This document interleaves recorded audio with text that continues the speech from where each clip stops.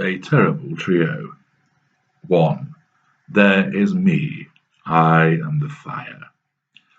All through our involvement, you will be worked into a triangle. There will be one major triangle, smaller triangles, intersecting triangles, and then triangles within triangles. Many people know to look out for our cycle of narcissistic behavior, but they do not always realize that our favorite shape is a triangle. I am at the apex of this triangle, a fitting place, of course, since I naturally must be at the top, on top, in control.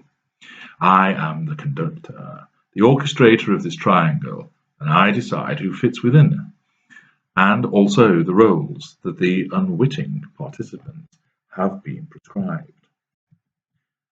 I am the fire in this triangle, for without me, the triangle will not operate. I provide the ignition through my flames, but without the other two parts, my flames will soon be extinguished. The other members of this triangle are important, though of course they are not as important as me, but you know that by now. As head of the triangle, I get to decide who does what. I often begin by assuming the mantle of victim. I have been sorely done to by another, and I need to be rescued from their horrible and harmful behavior. Of course, this is all manufactured, but because my route to you is direct and seductive, you will listen to me. You will feel sorry for my situation because, as an empathic person, this is what you do best. You hear my story and accept it without condition or question. I choose to be the victim in the initial triangle in order to draw you in. As time goes on, I no longer wish to be the victim because, well, I never was I? I have compartmentalized. I prefer to become the dominant force inside the triangle and assume my rightful position as the aggressive perpetrator.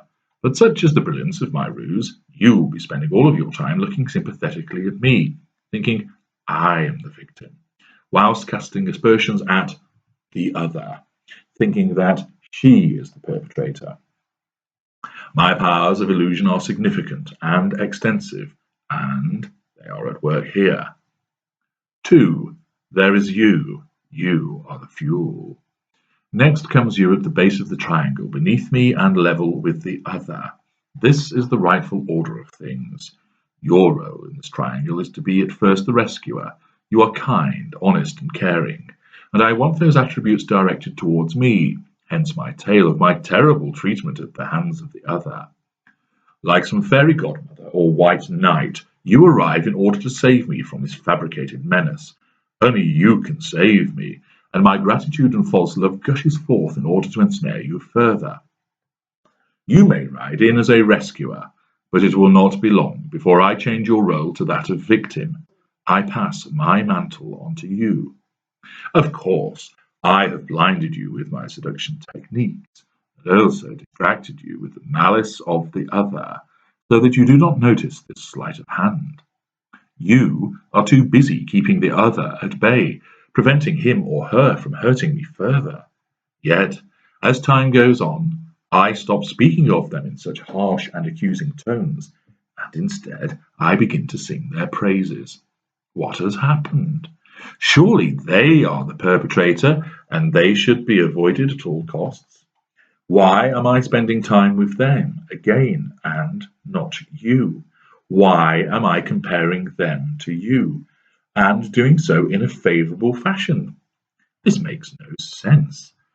Whilst you were so busy keeping this apparent troublemaker away from our blissful kingdom, I have removed your mantle of victim. This time I have made you the perpetrator, awful and nasty savage that you are. Throughout these changing labels, there is one constant, however, you provide me with: fuel. From the praise to the caring tenderness to the bewildered confusion, your fuel is offered up in order to keep my flames burning. 3. The other. She is the air. She begins as the perpetrator to allow you to rescue a crazed harridan who has made my life hell. Keep her away from me. Do not believe anything she says. She is dangerous, poisonous, and thank goodness I have you to keep her away from me. Stay with me and protect me. Just like a furnace, it cannot operate with just flame and fuel. There must be air in order to fan the flames, so that I can consume the fuel. Thus, she is admitted into our dynamic, and she completes our triangle, occupying a lower berth just like you. It is not long, however, before she becomes the victim of your repeated assaults and slanders as you fight to keep her at bay. Your consternation increases, and you grow into the role of perpetrator as you become confused at the attention I now provide to her, as she becomes the victim and I her rescuer. At the same time, I am telling her of the horrible treatment you subject me to. Does it sound familiar at all? And she is sympathetic to my situation. She rescues me as I return to victim once more, and you remain the nasty perpetrator.